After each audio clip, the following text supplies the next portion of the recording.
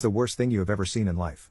My second year in college, I witnessed a real slaughtering death in the lobby of my apartment. It was a summer dusk. I heard a sudden scream when I was attending a discussion of the academic debating team in the meeting room which located at the second floor of my apartment. I opened the door and rushed to the lobby immediately. Then I saw two guys lying on the floor. One was bleeding, the other one was breathing rapidly and murmuring help. Help. The apartment warden was pale-faced with horror and dialing the police's number with her trembling hands. Quickly, many boys came to the lobby and surrounded those two guys. I asked the apartment warden what happened. She replied, "I don't know. Cut your bullcrap, go help them." Then I approached those two guys and found that the bleeding one was badly injured on his neck. His blood splashed onto my shoes, hands and shorts like a micro fountain. The other one without any injuries looked quite okay. A Uyghur boy came to us and took off his shirt to bandage the wound. I kneeled down and asked the guy who looked well what happened. He said he saw the injured guy by the lake and carried him here to ask for help. He was completely exhausted due to his nervousness. We tried everything we could do to rescue the injured guy.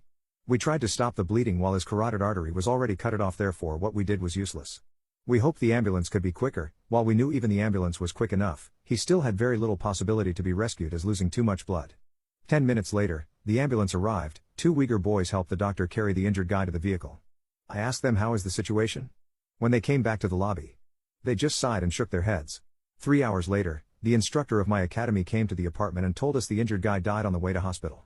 The next day, the instructor told us it was a slaughter and had been solved by police. But what astonished us was that the slaughterer was the victim's brother. Reports about this case were published by several local newspapers in the next week. The truth of the case made us sad. The victim was truly slaughtered by his elder brother.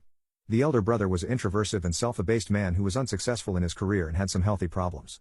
He was jealous to his younger brother who was healthy and attended a famous university. He thought his parents never loved him due to the existence of his younger brother. Therefore, at that summer dusk, he prepared a blade hiding in his backpack and appeared in our university. He called his brother and said he wanted to have a talk.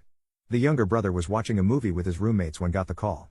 He told his roommates please press the pause button. I'll be back soon. Then he went downstairs. The slaughterer escaped after injured his younger brother and the victim tried to ask for help. Then he met the guy who carried him to our lobby.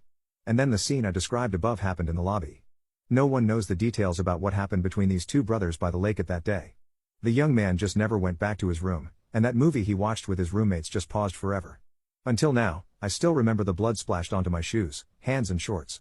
I still remember the disgusting smell of blood, stench, pungent and acid.